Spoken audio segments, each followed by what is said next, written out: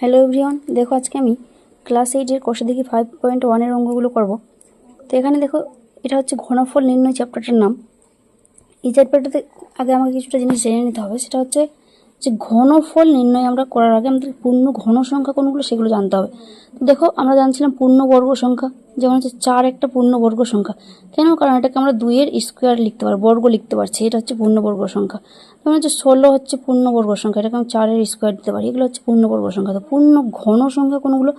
পূর্ণ ঘন সংখ্যা হচ্ছে, ধরে নাও, যে সংখ্যাগুলোকে আমরা কিউব করে লিখতে পারবো সেগুলো হচ্ছে পূর্ণ ঘন সংখ্যা। যেমন হচ্ছে 8, এটাকে আমরা কি লিখতে পারি? 2-এর কিউব লিখতে পারি। তারপরে যেমন হচ্ছে 64, এটাকে আমরা 4-এর কিউব লিখতে পারি। যেমন হচ্ছে 27, যেটাকে আমরা 3-এর কিউব লিখতে পারি।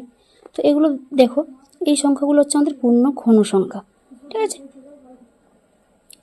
তো এবার আমাদের অঙ্কগুলো করতে সুবিধা হবে আশা করি। এবার 1 নম্বর অঙ্কটা দেখো কি দিয়েছে। দুটি ঘনক তৈরি করি যার একটি বাহুর দৈর্ঘ্য যথাক্রমে 5 সেন্টিমিটার ও 1 সেন্টিমিটার। দেখো, প্রথম ঘনকের বাহুর দৈর্ঘ্য হচ্ছে 5 সেন্টিমিটার আর অপর ঘনকের বাহুর দৈর্ঘ্য হচ্ছে 1 সেন্টিমিটার। তো দেখো, এখানে কতগুলি 1 সেন্টিমিটার দৈর্ঘ্যের বাহু বিশিষ্ট ঘনক জুড়ে এই বড় ঘনক পাবো হিসাব করে লিখি। তো আমাদের কি করতে হবে বলতো? দুটো ঘনকেরই আমাদের কি করতে হবে? আয়তনটা বার করতে হবে। তো আয়তন বের করে আমরা বুঝতে পারবো যে আমাদেরকে 1 সেমি কতটা ঘনক নিতে হবে, যার ফলে আমরা বড় ঘনকটা পাবো। তো প্রথমে আমাকে প্রথম ঘনকের আয়তনটা বের করতে হবে। দেখো, এখানে আমি লিখে নিচ্ছি।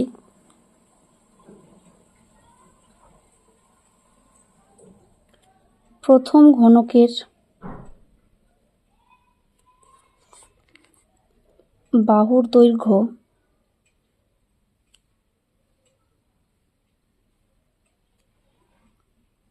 কত দেওয়া আছে? 5 সেন্টিমিটার।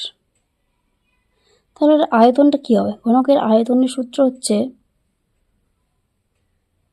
বাহু কিউব, বাহুর দৈর্ঘ্য কিউব,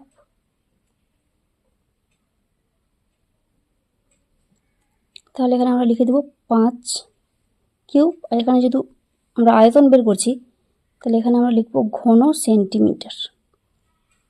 তাহলে 5 কিউব করলে এটা কত হবে? অ্যান্সার আমাদের 125 ঘন সেন্টিমিটার।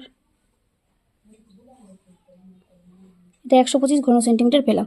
এবার দ্বিতীয় ঘনকের ক্ষেত্রে আমাকে একইরকমভাবে আয়তনটা বের করতে হবে। তাহলে দ্বিতীয় ঘনকের এবার বাহুর দৈর্ঘ্য লিখে নেব আমি এখানে।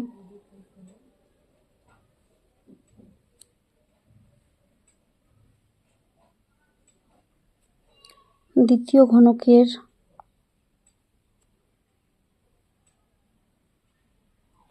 বাহুর দৈর্ঘ্য হচ্ছে 1 সেন্টিমিটার। তাহলে আয়তনটা কত হবে?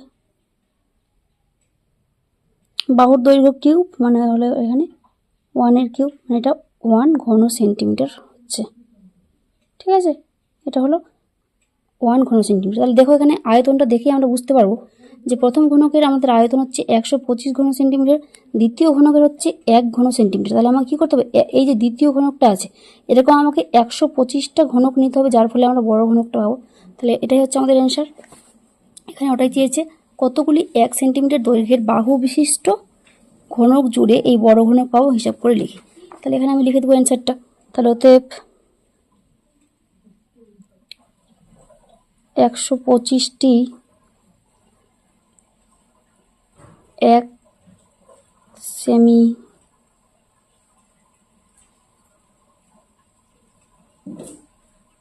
বাহু বিশিষ্ট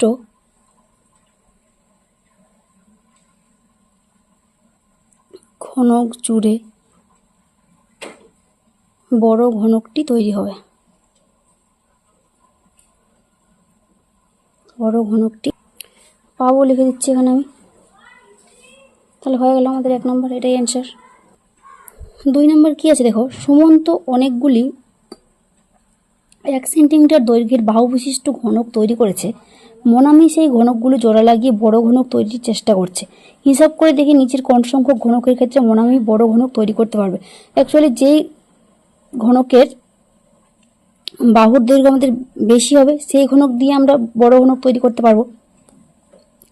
তাহলে এখানে আমাদের ঘনকের ঘনফলটা আমাদেরকে বের করে নিতে হবে। তখন প্রত্যেকটার ঘনফল আমি বের করব। প্রথমে দেখো 100 আছে, 2 এর 1 নাম্বার আমি করে নিই আগে।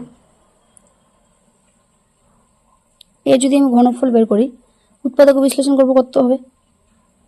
এটা হবে 50, এটা হচ্ছে 25, আচ্ছা 5 5 25, এটা তো ঘনফলই বেরোলো না। এটা 100 গুণ হচ্ছে 2 গুণ এবং 5, তাহলে এটা হবে না। 2 নাম্বারটা আমি চেষ্টা করে নেবো। 2 নাম্বারে আছে 1000, তো 1000-এর যদি ঘনফল আমরা বের করি তাহলে এটা কত হবে? 1000-কে আমরা কীভাবে লিখতে পারি? 10 গুণ 10 গুণ 10, তাহলে এটা 10-এর কিউব হচ্ছে। তাহলে এখানে 10 পাচ্ছি আমি বাহুর দৈর্ঘ্যটা। 3 নাম্বারটা দেখে নাও। 3 নাম্বারটা, এটা প্রথমে আমি 11 দিয়ে দিচ্ছি, 11 দিয়ে এটাকে ভাগ করলে 121 হবে, আবার 11 11 121, তাহলে এখানে হচ্ছে 1321, মানে হচ্ছে আমাদের কত? 1331, মানে হচ্ছে আমাদের 11-এর কিউব। তাহলে 10-এর থেকে বেশি পেলাম এটা আমি। পরেরগুলো আমি আরও ট্রাই করে দেখি। 4 নাম্বারে কত আছে? 1210।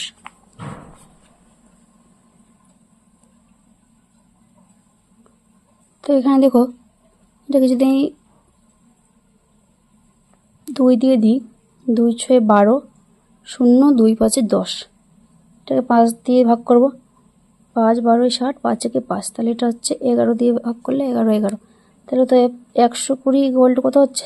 2 গুণ 5 গুণ 11 গুণ 11, এটা হলো। এখানে তো আমরা ঘনফল পাচ্ছিই না। তাহলে 5 নাম্বারটা আমি ট্রাই করে দেখব, কত আছে? 3375। তাহলে 3375 আমি এখানে লিখে নিচ্ছি। এটা আমি 5 দিয়ে ভাগ করে দেখি কত হচ্ছে। 5 6 30, 5 7 35, 5 5 25, আবার 5 দিয়ে ভাগ করি এটাকে। 5 একে 5, 5 3 15, 5 5 25, আবার 5 দিয়ে ভাগ করি। 5 2 10, 5 5 25, এটা হবে 5 7 35 হবে। এবার 3 দিয়ে যদি 3 9 27, 3 3 9, তাহলে এটা কত হয়ে যাচ্ছে? 3375 ইকুয়াল টু হয়ে যাচ্ছে 5 গুণ 5 গুণ 5 গুণ 3 গুণ 3 গুণ 3। তাহলে দেখো এখানে 3টা 5 পাচ্ছি, 3টা 3 পাচ্ছি, তাহলে এটাকে আমরা কী লিখতে পারবো? ইকুয়াল টু দিয়ে এটাকে আমরা লিখতে পারি 5 গুণ 3-এর কিউব, মানে হয়ে যাচ্ছে এটা 15-এর কিউব।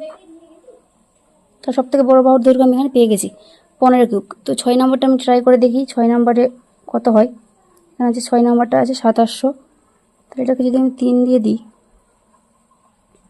3 9 27 0 0, আবার 3 দিয়ে যদি ভাগ করি, 3 3 9 0 0, আবার 3 দিয়ে দিলে এটা যাবে 100, 5 দিয়ে দিলে 5 20 100, 5 4 20, 2 2 4, এটা হবে না। তাহলে সব থেকে বড়ো বাহু আমি পেয়ে যাচ্ছি 15-এর কিউব। তাহলে এখানে 3375-এর ক্ষেত্রে আমি সবচেয়ে বড় ঘনক তৈরি করতে পারবো। তাহলে আমাকে অ্যান্সারটা এখানে লিখে দিতে হবে।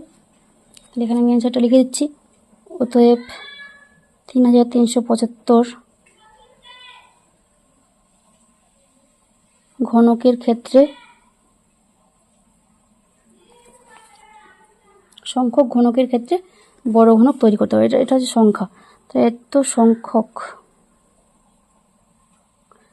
ঘনকের ক্ষেত্রে বড় ঘনক তৈরি করতে পারবে। এর অ্যান্সারটা আমাকে এখানে লিখে দিতে হবে।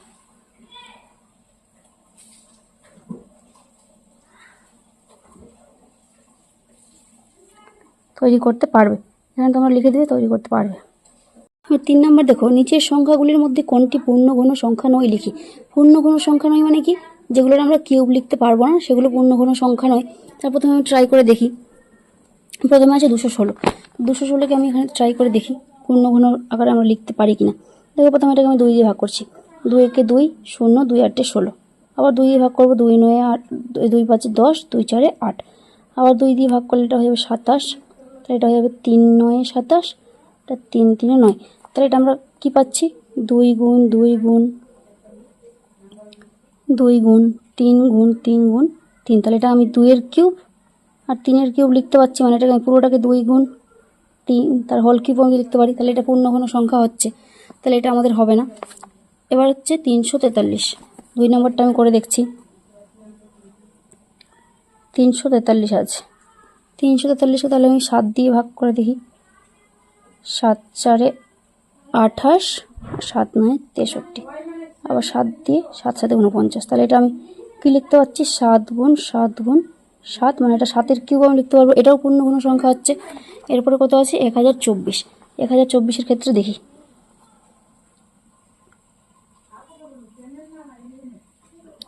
2 দিয়ে ভাগ করে দেখি, 2 5 10, 2 1 2, 2 2 4। আবার 2 দিয়ে ভাগ করে দেখি, 2 2 4, 2 5 10, 2 6 12। আবার 2 দিয়ে দেখি, 2 1 2, 2 2 4, 2 8 16। আবার 2 দিয়ে 2 6 12, 2 4 8। আবার 2 দিয়ে ভাগ করলে এটা হয়ে যাবে 32, 2 দিয়ে দিলে 16। আবার 2 দিয়ে ভাগ করলে 8, 2 দিয়ে 4, 2 2 4। দেখো এটাকে আমরা কি লিখতে পারি, এটাকে আমি লিখতে পারি 2 গুণ 2 গুণ 2 গুণ 2 গুণ 2 গুণ 2 গুণ 2, 1 2 3 4 5 6 7 8 9 10, 1 2 3 4 5 6 7 8 9 10। তো এটাকে আমরা কি লিখতে পারি, এই তিনটার, এই দুটোর কিউব লিখতে পারবো, এই দুটোর কিউব লিখতে পারবো, এই তিনটার কিউব লিখতে পারবো। এখানে এটার কিউব হচ্ছে না, তাহলে এটা পূর্ণঘন সংখ্যা নয়। তাহলে অতএব 1024 পূর্ণঘন সংখ্যা নয়। হয়ে গেল এটা। একই রকমভাবে 4 নম্বরটা দেখবো। 4 নম্বরটার ক্ষেত্রে দেখি, প্রথমে 2 দিয়ে দেবো, এটা 16, 2 2 4, 2 8 16, 2 1 2, 3 27 হবে, এটা 3 9 27, 3 3 9। তাহলে কি লিখতে পারছি, 2 গুণ 2 গুণ 3 গুণ 3 গুণ 3 গুণ 3। তাহলে এটা দেখো এখানে কিউব আমরা লিখতে পারবো না, তো এটাও পূর্ণঘন সংখ্যা হবে না। তাহলে তো পূর্ণঘন সংখ্যা নয়। এবার 5 নম্বরটা দেখবো। 5 নম্বরটা হচ্ছে 1744।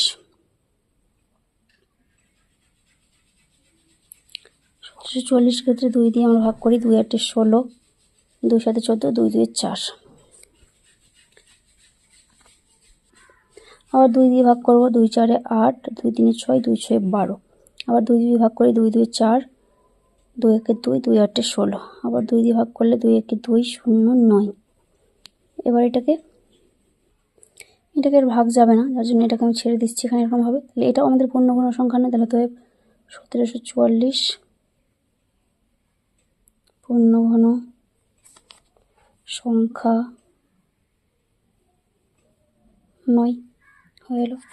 6 নম্বরটা ট্রাই করে দেখি, 1372।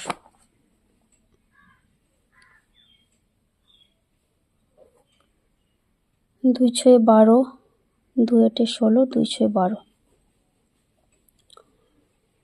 এবার দেখো,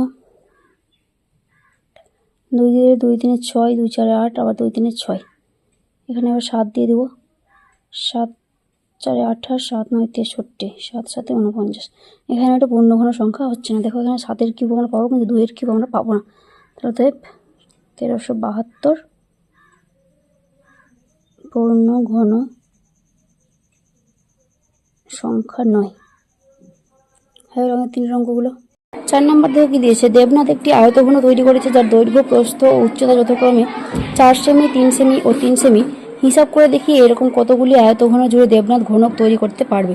দেখো এখানে প্রথমে আমি লিখে নিব, আয়তঘনটির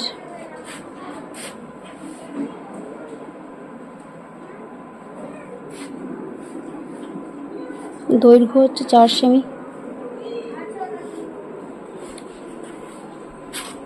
প্রস্থ 3 সেন্টিমিটার ও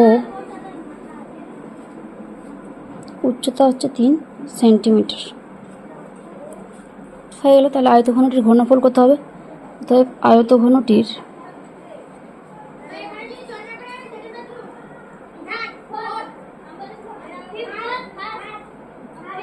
ঘনফল কত হবে, দৈর্ঘ্য গুণ প্রস্থ গুণ উচ্চতা, মানে দৈর্ঘ্য 4, প্রস্থ হচ্ছে 3, উচ্চতা হচ্ছে 3, এত 15 সেমি হবে। তাহলে 4 3 12, 12 3 হয়ে যাচ্ছে 36 ঘনসেমি। এটা হচ্ছে আয়তঘনটির ঘনফল পেলাম।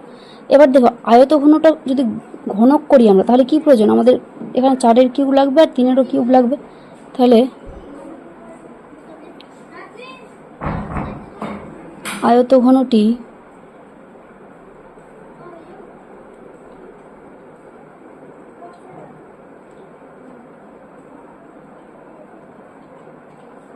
ঘনক হতে গেলে প্রয়োজন কি প্রয়োজন? আমার এখানে 4 গুণ 3 গুণ 3, তার মানে এখানে আমাকে দুটো 4 নিতে হবে গুণ আর একটা 3 নিতে হবে, তাহলে তবেই আমরা 4-এর কিউব গুণ 3-এর কিউব লিখতে পারবো। তাহলে আমার অতিরিক্ত ঘনক কটা লাগছে? তাহলে অতএব অতিরিক্ত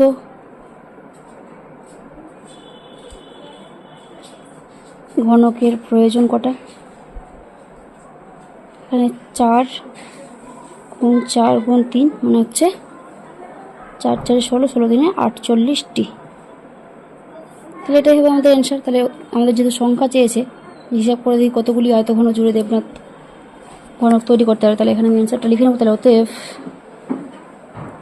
48টি আয়তঘন দিয়ে ঘনক তৈরি করতে পারবে।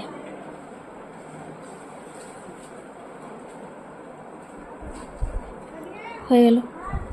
আজকে এতদূর পর্যন্তই থাকবে। কারো কোনো অসুবিধা হলে অবশ্যই কমেন্টে জানাবে, এবং নতুন নতুন ভিডিও পেতে আমার চ্যানেলটিকে সাবস্ক্রাইব করে রাখবে। ধন্যবাদ।